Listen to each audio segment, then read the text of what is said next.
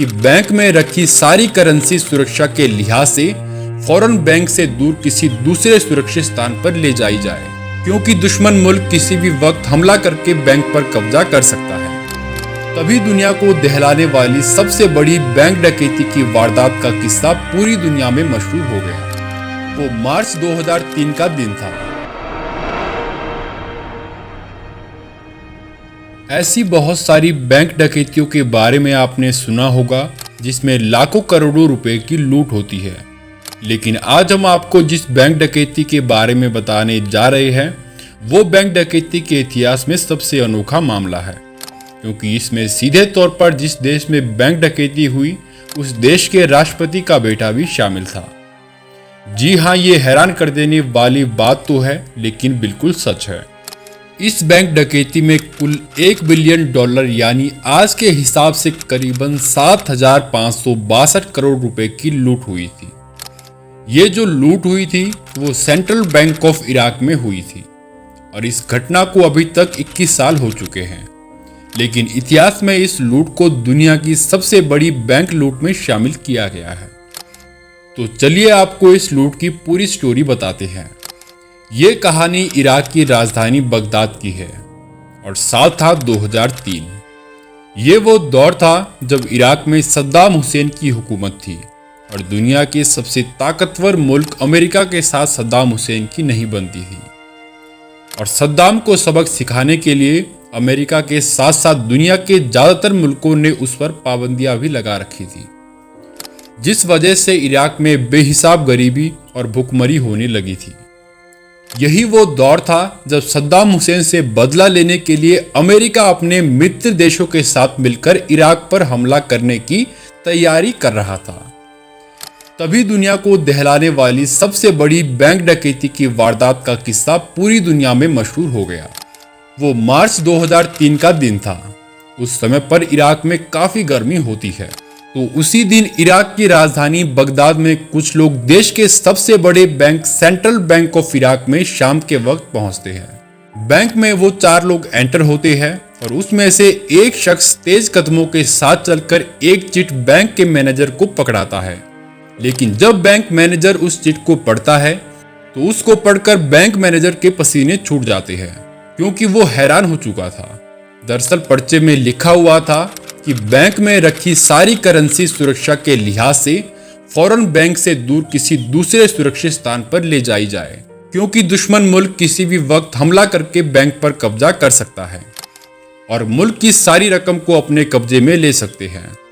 तो ये खबर कुछ ही देर में पूरे बैंक के अधिकारियों को पता चल गई और उनके पास हाँ करने के सिवा कोई और चारा नहीं बचा था, क्योंकि उस समय पर सही में अमेरिका के साथ इराक के संबंध खराब थे और अमेरिका किसी भी समय इराक पर हमला कर सकता था।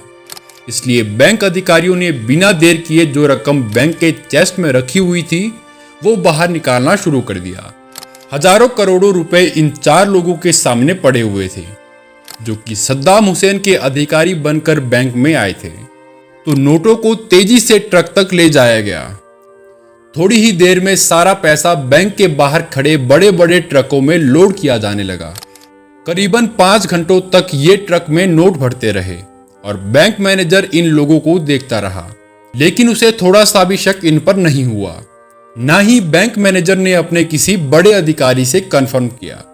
लेकिन कुछ समय के बाद बहुत सारे पैसे ट्रक में लोड हो चुके थे, जिसके बाद भी बहुत सारा पैसा बाकी रह चुका था।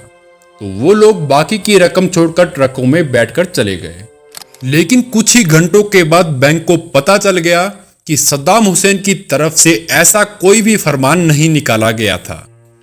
यानी कि ये बात साफ हो गई थी कि बैंक में लूट हुई है और बैंक के अधिकारियों को बेवकूफ बनाया गया है।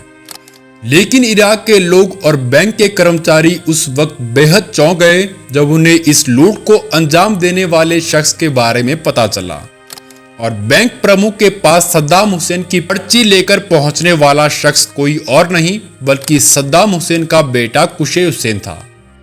इसके बाद बैंक की तरफ से जब इस लूट की रकम का खुलासा किया गया तो उसे सुनकर दुनिया हैरान हो गई, क्योंकि इससे पहले इतनी बड़ी रकम कभी भी किसी भी बैंक से नहीं लूटी गई थी। डकैती की ये वारदात देखते ही देखते पूरी दुनिया भर की सुर्खियों में छा गई और इस सनसनीखेज लूट की वारदात को Guinness book of world record में रखा गया, जो कि शायद आज भी कायम है।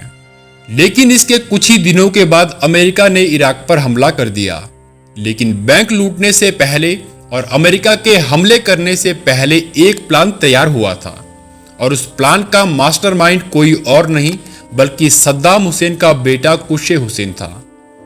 दरअसल सद्दाम हुसैन को पता था कि आने वाले कुछ दिनों में अमेरिका इराक पर हमला करने वाला है, इसलिए सद्दाम ने अपने बेटे के साथ ये प्लान बनाया और प्लान ये था कि इराक का पैसा किसी भी हालत में अमेरिका तक नहीं जाना चाहिए।